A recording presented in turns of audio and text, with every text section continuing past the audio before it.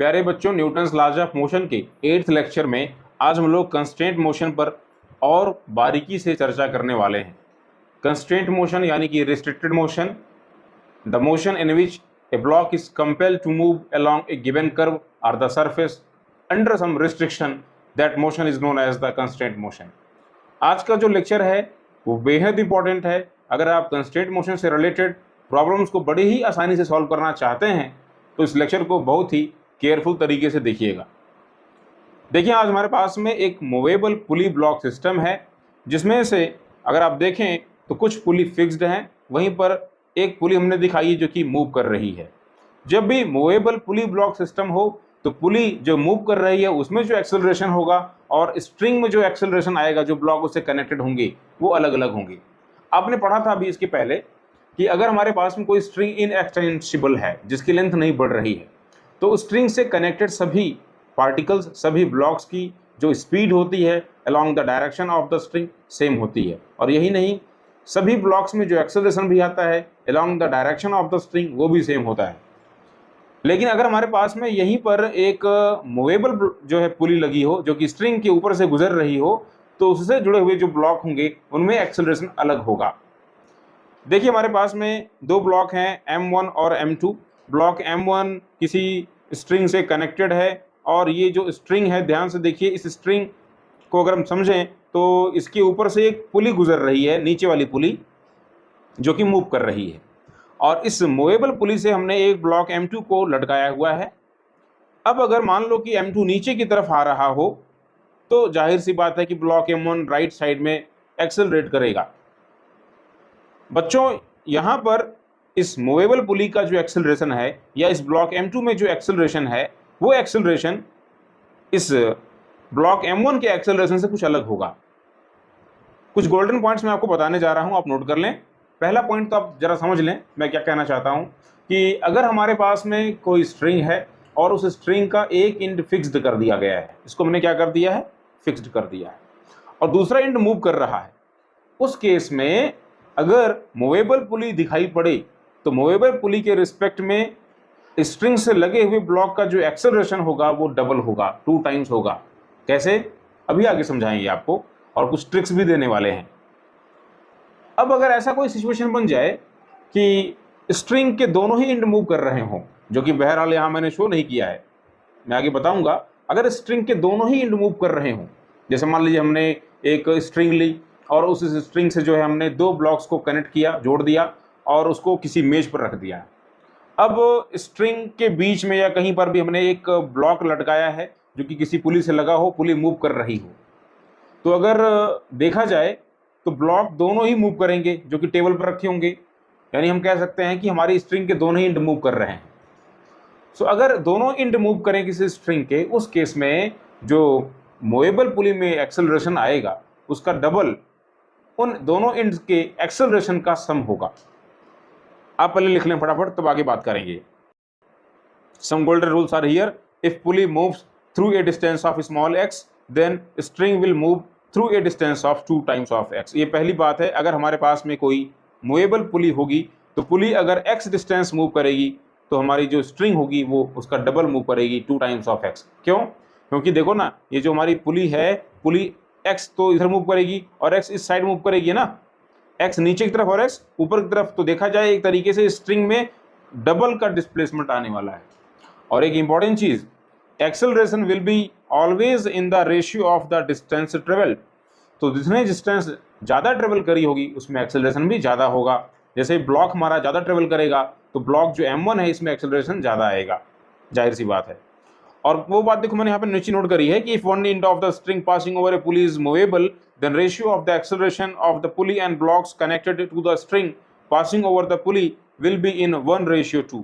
And if both end of the string passing over the pulley are movable, then sum of the acceleration of the ends will be the 2 times of the acceleration of the movable pulley. हम direct एक question पर attack करेंगे और अपने concepts को concrete करेंगे और मजबूत बनाएंगे।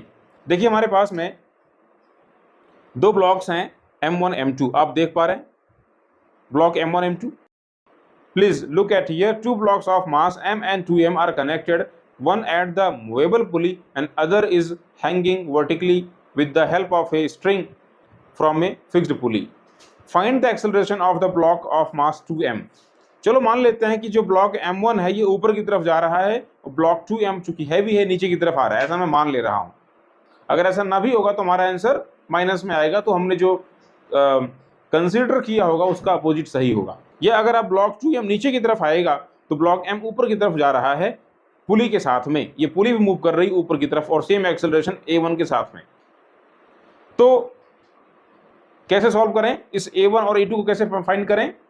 देखिए अब जो बात मैं आपको बताने जा रहा हूं उसको आप नोट करेंगे और जरूर से जरूर इसको याद रखेंगे कि टेंशन एक इंटरनल फोर्स है।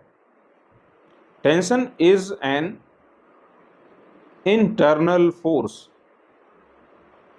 अब चूंकि ये इंटरनल फोर्स है, आपको पता है कि tension is a force by which the both ends of a string or cable are being pulled. अगर मैं किसी केबल को खींचूं कुछ फोर्स अप्लाई करके, एक्सटर्नल फोर्स, तो बदले में टेंशन डेवलप होता है किसमें?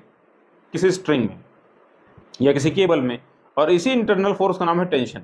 तो देखो एक टेंशन T तो इधर लगा हुआ है और एक दूसरा टेंशन इस तरफ लगा हुआ है, दोनों देखो अपोजिट डायरेक्शन में है ना, है कि नहीं? तो ये देखो ध्यान से, अगर मैं टोटल टेंशन की बात करूं किसी केबल में और किसी स्ट्रिंग में जो कि सलामत है, बरकरार है, मेंटेन है, तो उसमें नेट टेंशन कितना होगा? बोलोगे 0, क्योंकि इनकी डायरेक्शंस तो अपोजिट है ना, मैग्नीट्यूड इक्वल है, तो नेट कैंसिल हो जाएंगे। So net tension in a string or cable is 0। Tension होता जरूर है मगर नेट टेंशन 0 होता है। अगर ऐसा हुआ तो ये होगा कि टेंशन जो भी वर्क करेगा, टेंशन डॉट डिस्प्लेसमेंट, अगर हमारी स्ट्रिंग मूव करे तो टेंशन कुछ भी वर्क करेगा तो उस वर्क की टोटल वैल्यू भी क्या होगी? 0 होगी। So work done by the tension force is 0। और अगर मैं इसको डिफरेंशिएट कर दूं डिस्प्लेसमेंट को विद रिस्पेक्ट टू टाइम, तो एक तरीके से हमको क्या मिल जाएगी? वेलोसिटी। यानी कि टेंशन डॉट वेलोसिटी का जो टोटल सम होगा ये भी क्या होगा? 0 होगा। और एक थर्ड बात, अगर मैं इस चीज को फिर से डिफरेंशिएट कर दूं वेलोसिटी को विद रिस्पेक्ट टू टाइम, हमें क्या मिल जाएगा? Acceleration. So T dot A की वैल्यू भी क्या होगी? 0 होगी। तो टेंशन के बारे में ये बातें आप नोट करके रखेंगे। टेंशन वर्क करता है जरूर मगर नेट वर्क क्या होगा? 0 होगा, है कि नहीं? So T dot X, T dot V, T dot A की वैल्यू टोटल 0 होगी, इसे हमेशा याद रखेंगे, ऑलवेज कीप इन माइंड। तो चलो आओ हम पता लगाते हैं इस ब्लॉक 2m का एक्सेलरेशन क्या है। कैसे पता लगाएं? मैं लिखने जा रहा हूं, look at the block 2m। Block 2m को ध्यान पूर्वक आप देखिए, जिसका मास 2m, और इसका फ्री बॉडी डायग्राम बनाकर इसको लिखिए। इसके लिए एक कंस्टेंट इक्वेशन को बनाइए। कंस्टेंट इक्वेशन का मतलब होता है एक ऐसा रिलेशन जो कि इसकी वेलोसिटी या इसकी एक्सेलरेशन के लिए हम देते हैं with the help of the external forces acting on the body. इस ब्लॉक 2m पर कितने फोर्स लगे हैं? तो आप बोलोगे चूंकि स्ट्रिंग है तो स्ट्रिंग में टेंशन होगा, और स्ट्रिंग एक ही है तो टेंशन भी हर जगह एक जैसा होगा। मासलेस है तो टेंशन थ्रू आउट सेम रहने वाला है। इस ब्लॉक पर ध्यान से देखो तो एक तो टेंशन फोर्स T एक्ट कर रहा है, दूसरा इसका वेट एक्ट कर रहा है नीचे की तरफ, जो कि कितना होगा? 2mg। और ये ब्लॉक नीचे की तरफ आ रहा है, इसका एक्सेलरेशन a2 है। तो अगर मैं इसके लिए लिखूं एक्सेलरेटिंग फोर्स, कैसे मैं लिखूंगा जरा बताओ? एक्सेलरेटिंग फोर्स अगर मैं लिखूं, मैं कैसे लिखूं जरा बताओ? आप बोलोगे यहाँ पे 2 जो mg है ये टेंशन को डोमिनेट कर रहा है, सो 2mg minus T equals 2m into a2। कैसे? मालूम है ना, मास इंटू एक्सेलरेशन, मास इंटू एक्सेलरेशन। ये ब्लॉक m2 के लिए हमने इक्वेशन को बना दिया है। इसी तरीके से आप ब्लॉक जो m है इसके लिए भी लिखिए कंस्टेंट इक्वेशन को। सो ब्लॉक m1 के लिए हम कंस्टेंट इक्वेशन को लिखते हैं।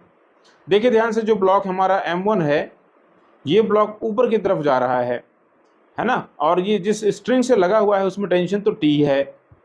बोलो है कि नहीं? टेंशन T है क्या? नहीं। बेसिकली ये ब्लॉक इस बैगिंग कलर वाली स्ट्रिंग से लगा हुआ है और ये स्ट्रिंग पुली से लगी हुई है। पुली मासलेस है ऐसा मैं मान रहा हूं। तो पुली अगर मासलेस है तो पुली से लगी हुई स्ट्रिंग में जो टेंशन होगा वो बेसिकली इन दोनों टेंशन का सम होगा। सो यहाँ पे टेंशन कितना होगा? 2 टाइम्स ऑफ T। याद रखें इस बात को। अगर हमारी पुली मासलेस है जो कि मूव कर रही है तो पुली से लगी हुई स्ट्रिंग में जो टेंशन होगा वो इस पुली के ऊपर से गुजर रही स्ट्रिंग के टेंशन का डबल होगा। वैसे भी आप देख सकते हो upward force downward force 2T ही होगा इसमें, ठीक है ना भाई। चलो ब्लॉक M1 की बात हम कर रहे थे, जो ब्लॉक M था हमारा, इस पे टेंशन कितना लगा हुआ है, तो 2 टाइम्स ऑफ T, और इसका वेट नीचे क्या एक्ट करेगा, बोलोगे M1G, और ये एक्सेलरेशन A1 से ऊपर की तरफ जा रहा है। तो इसका इक्वेशन कैसे लिखेंगे, तो इसके लिए आप लिखेंगे equation dominating force minus M1G, जो कि बेसिकली mg है, मैंने यहाँ पे इसको M1 कर दिया है, sorry, equals mass into acceleration, so m into A1।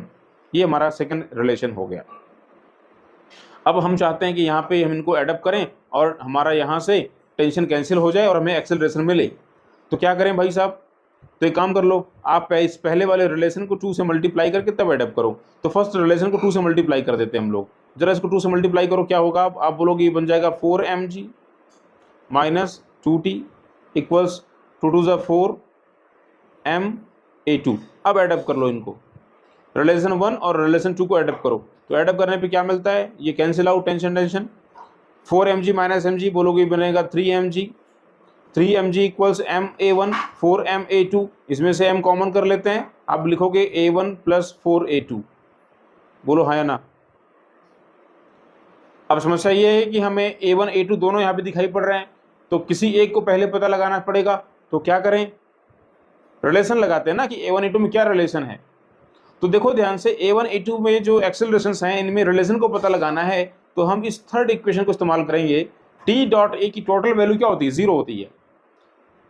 देखो जरा ध्यान से, ये जो ब्लॉक पहला वाला ब्लॉक है, पहला वाला ब्लॉक, इस पर देखो टेंशन फोर्स ऊपर लगा है 2T, और इसमें एक्सेलरेशन भी ऊपर की तरफ ही जा रहा है a1। सो इसके लिए अगर हम लिखें t डॉट ए, तो जरा बताओ क्या लिखोगे आप, 2T डॉट ए, और इनके बीच में एंगल 0 है तो 2TA ही मिलेगा हमें, सॉरी एक्सेलरेशन a1 है। वहीं अगर बात करें इस 2m वाले ब्लॉक के लिए जो कि नीचे की तरफ आ रहा है, जो ब्लॉक हमारा 2 टाइम्स ऑफ m है, तो देखो ध्यान से, इसमें टेंशन तो ऊपर लगा है t, और ये नीचे की तरफ आ रहा है एक्सेलरेशन किससे, a2 से। दोनों में कितने एंगल बन रहा है, बोलोगे एंगल बन रहा है 180 डिग्री। सो इसके लिए अगर हम लिखें t डॉट a2, तो बताओ इसका आंसर क्या होगा, a dot B A B cos theta, तो t dot a2 ta2 cos 180, cos 180 minus में आएगा, तो मैं इसको सीधे सीधे माइनस में लिख देता हूँ t into a2। Total t dot a, tension dot acceleration की वैल्यू क्या होती है, 0 होती है ना, इसको कर देते हैं 0। तो देखिए जरा ध्यान से, 2ta1 इक्वल्स ta2, ये t से t कैंसिल आउट, हम कह सकते हैं 2 times of a1 equals a2। जो a2 और a1 में जो रेशियो मिल रहा है, वो रेशियो को मिल रहा है 2:1। मतलब जो ब्लॉक हमारा 2 टाइम्स ऑफ m है, जो कि स्ट्रिंग से लगा हुआ है, इसमें जो एक्सेलरेशन आएगा वो इस पुली के रिस्पेक्ट में डबल होगा। सो a2 equals 2 times of a1। एक काम करते हैं, आइए इसको हम रिप्लेस कर देते हैं, चूंकि हमें यहाँ पे a2 की तलाश करनी है तो हम a1 को गायब करेंगे। जरा बताएं आप यहाँ से a1 की वैल्यू क्या मिलेगी, तो ये बताएंगे आप, ये मिलेगी a2/2। यहाँ लाते हैं, इसको रख देते हैं m into a2/2 plus 4a2, इसको सिंप्लीफाई कर लें, m a2 4 2 ज़ा 8, 8a2/2, आप बोलेंगे ये हो जाएगा 9 times of m a2/2 equals 3mg। देखें ध्यान से, ये m से m कैंसिल आउट, और ये 3 से 9 भी कैंसिल आउट होगा, यानी g इक्वल्स हमें क्या मिला, 3a2/2, या हम लोग कह सकते हैं एक्सेलरेशन a2 इक्वल्स 2/3g। सो इस 2m वाले ब्लॉक में जो एक्सेलरेशन आएगा वो कितना आएगा, वो एक्सेलरेशन आने वाला है 2/3g। वहीं अगर हम बात करें जो ब्लॉक m था, हल्का ब्लॉक था, उसमें क्या एक्सेलरेशन आएगा, तो a1 की वैल्यू क्या है, a1 की वैल्यू है a2/2, यानी इसका आंसर क्या हो जाएगा 1/3g। तो ब्लॉक m जो है वो g/3 से ऊपर की तरफ जाएगा। वहीं अगर बात करें ब्लॉक 2m, 2g/3 से नीचे की तरफ एक्सेलरेट होगा। तो देखा आपने, हमने इस रिलेशन का इस्तेमाल किया और हमने इस क्वेश्चन को सॉल्व कर लिया।